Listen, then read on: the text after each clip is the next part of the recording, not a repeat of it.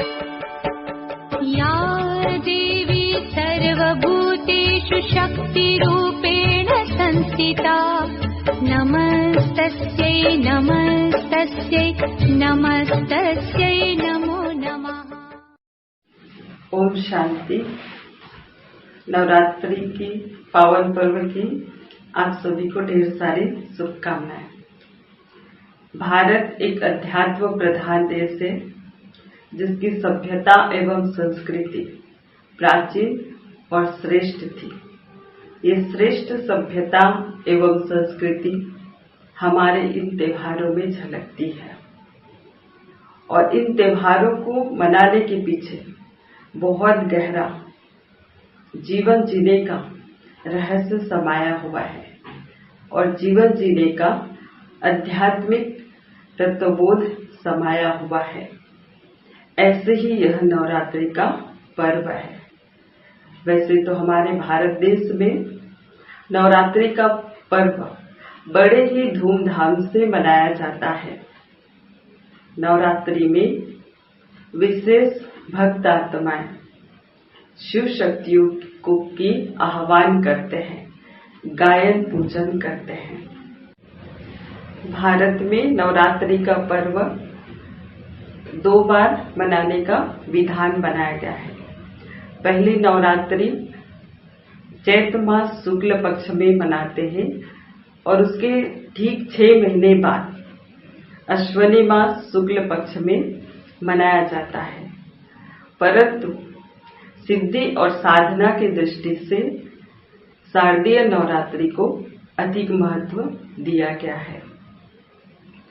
नवरात्रि के समय भक्त आत्माएं अपनी आध्यात्मिक और मानसिक शक्ति का संचय करने के लिए अनेक प्रकार की विधि अपनाते हैं, जैसे जप, तप, गायन पूजन, संयम नियम और योग साधना आदि करते हैं।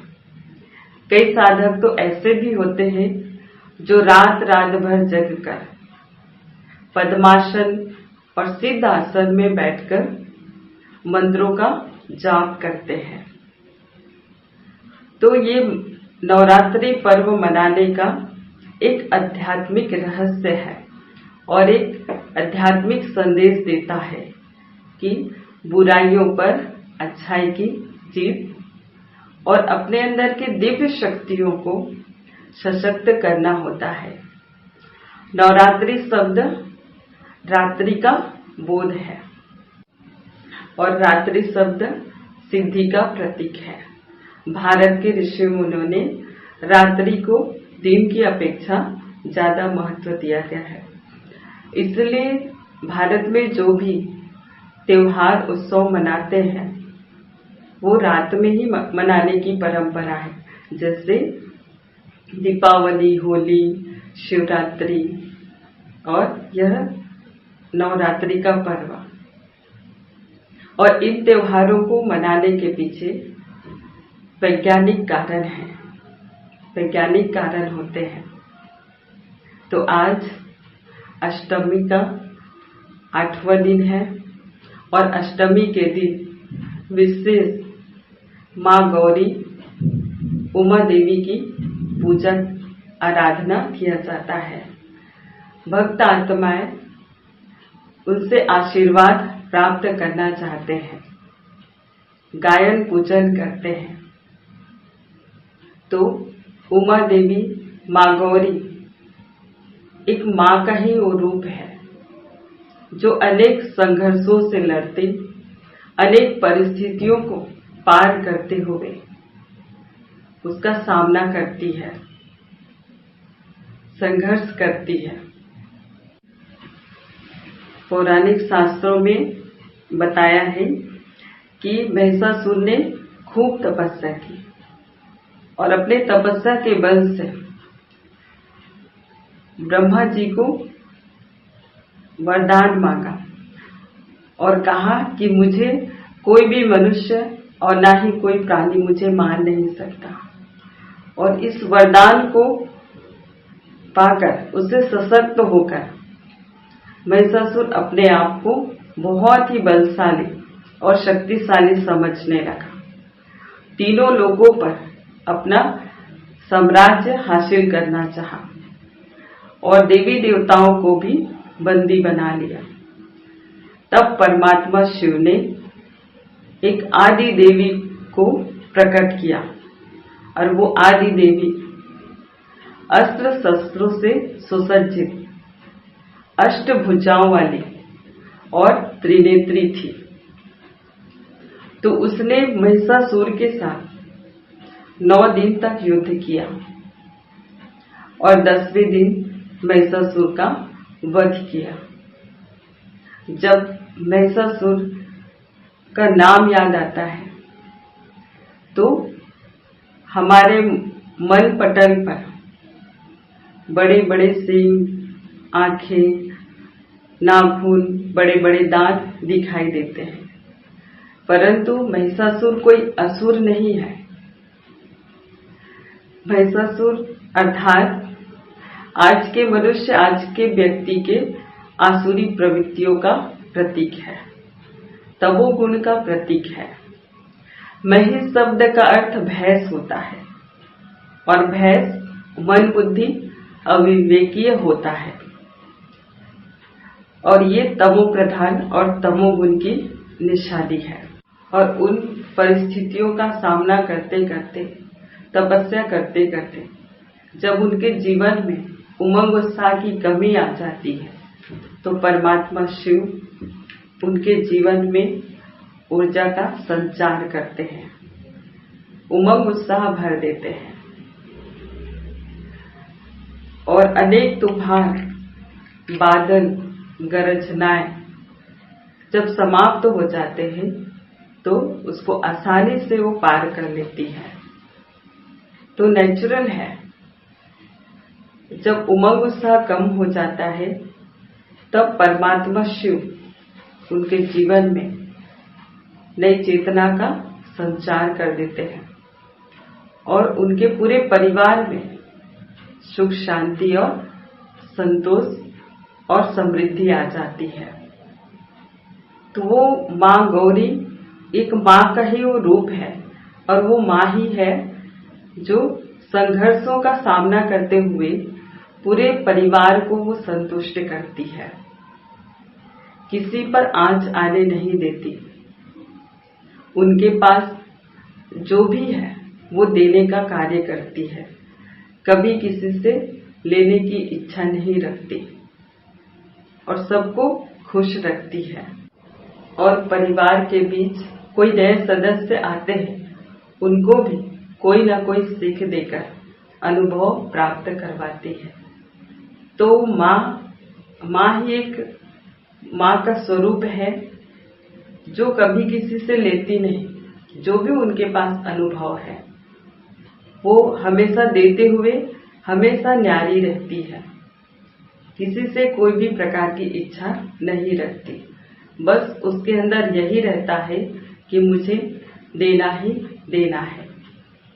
तो इसलिए तो माँ को शक्ति रूप कहा गया है। माँ ही है जो हमेशा संघर्षों से लड़ते हुए हमेशा सशक्त रहती है और कभी निराश, मायूस भी उनके चेहरे में दिखाई नहीं देती और परिवार की संतुष्टि में अपने को ही वो संतुष्ट कर लेती है और खुश हो जाती है। तो हमेशा उनके अंदर देने की भावना होती है और जब देने की भावना होती है तो वो शिव के साथ आसीन हो जाती है, शिव के समान स्थिर हो जाती है। तो इसी प्रकार परमात्मा का भी एक विशेष गुण है कि जो भी उनके पास होता है वो देते जाता है, कभी किसी से लेता नहीं और हमेशा न्यारा और प्यारा रहता है। तो माँ के भी एक विचित्र लीला है।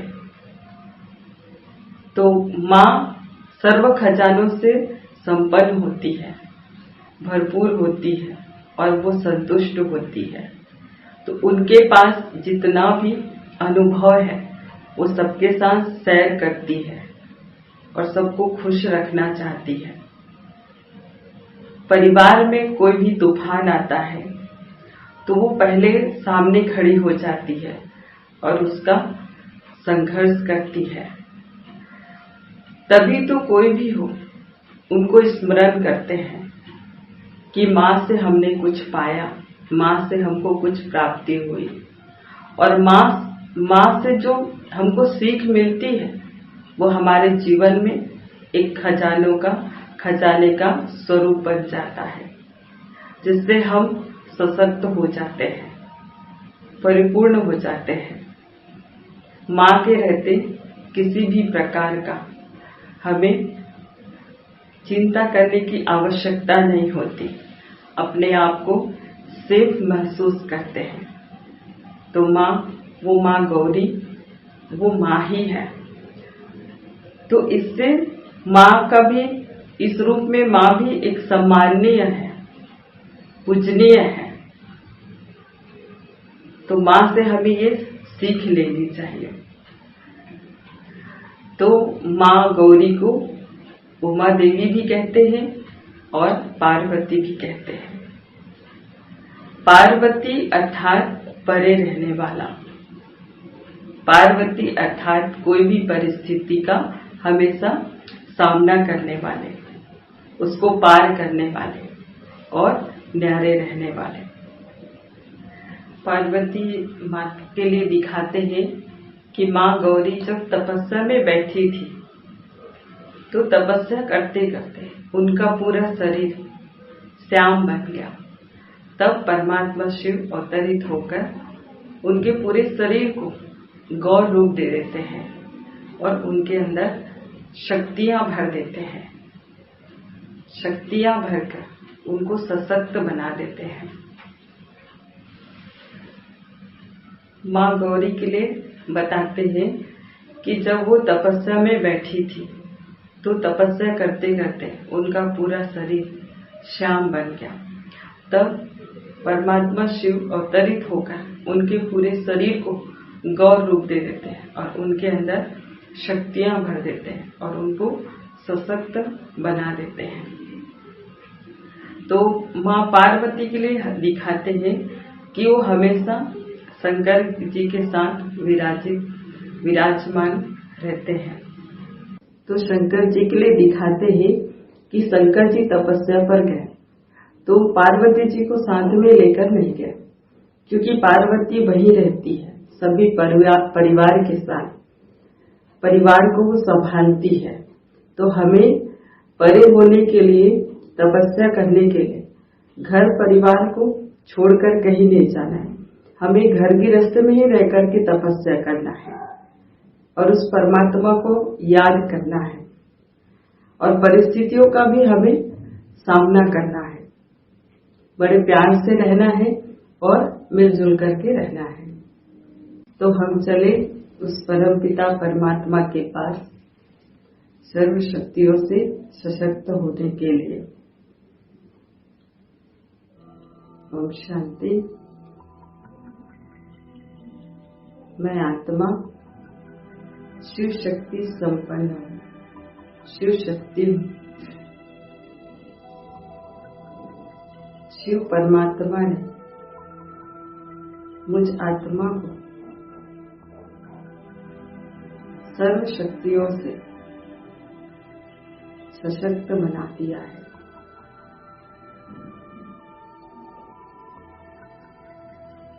शिव पिता परमात्मा की शक्तियों को मैं आत्मा इकट्ठा करके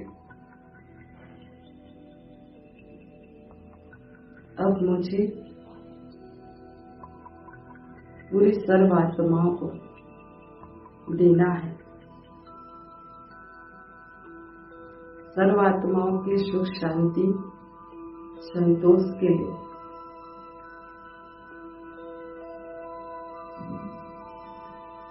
वो शक्ति मुझे बांटना है,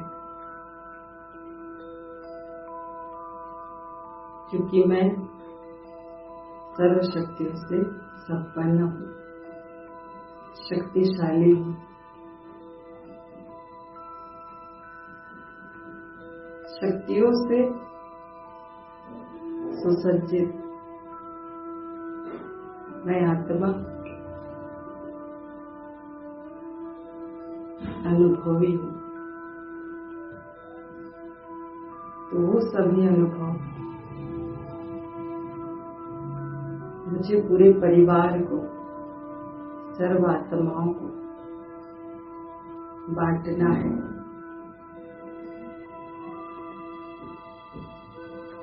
देना है। मैं मास्टर दाता हूँ।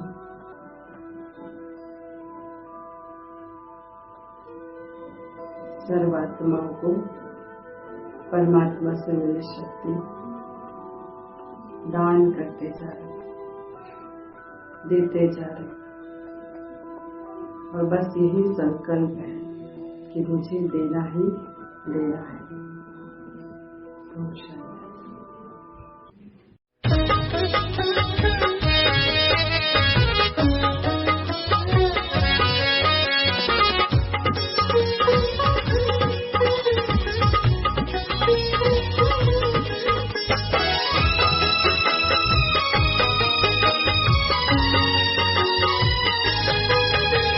पार्वती जगदम्बे ओ माँ उमा देवी,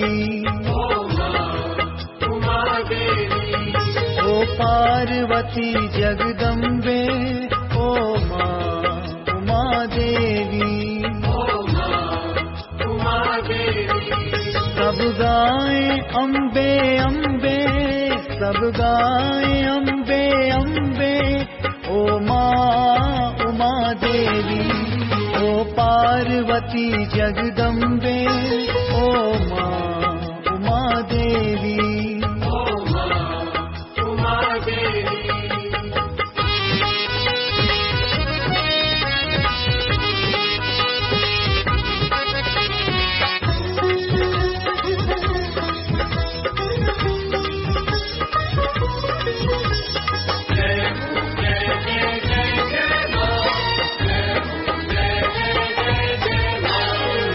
क्षमा तू काली दुर्गा है माँ, सबके दिलों में तू रहती सदा, रूप तेरे सारे करते कृपा, हर एक रंग में रंग तेरा। तू क्षमा तू काली दुर्गा है माँ, सबके दिलों में तू रहती सदा, रूप तेरे सारे करते कृपा, हर एक रंग में रंग तेरा। ओ पार्वती जगदम्बे ओ माँ उमा देवी, ओ पार्वती जगदम्बे ओ माँ उमा देवी,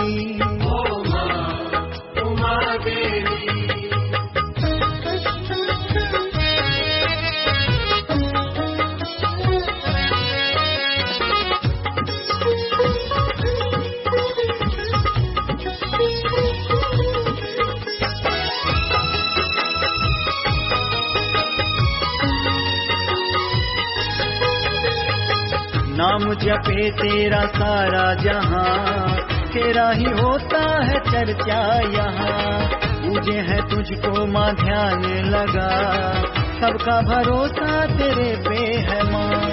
नाम जपे तेरा सारा जहां, तेरा ही होता है चर्चा यहाँ, पूजे है तुझको माँ ध्यान लगा, सबका भरोसा तेरे पे है माँ। ओ पार्वती जगदम्बे ओ माँ उमा देवी,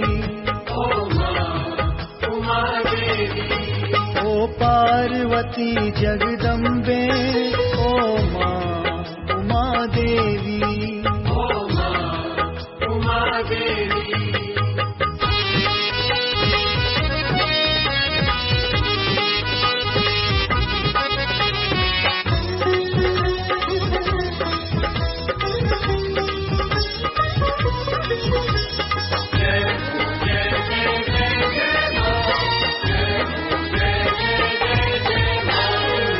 ज्योति है दिल में जगाई तेरी, नैनों में सूरत समाई तेरी, मन को ये मूरत है भाई तेरी, अब ना सहेंगे जुदाई तेरी। ज्योति है दिल में जगाई तेरी, नैनों में सूरत समाई तेरी, मन को ये मूरत है भाई तेरी, अब ना सहेंगे जुदाई तेरी। ओ पार्वती जगदम्बे, ओ माँ उमा देवी, ओ पार्वती जगदम्बे, ओ माँ उमा देवी। सब गाए अम्बे अम्बे, सब गाए अम्बे अम्बे, ओ माँ उमा देवी, ओ पार्वती जगदम्बे, ओ माँ उमा देवी, ओ माँ उमा देवी, ओ पार्वती जगदम्बे, ओ माँ उमा देवी।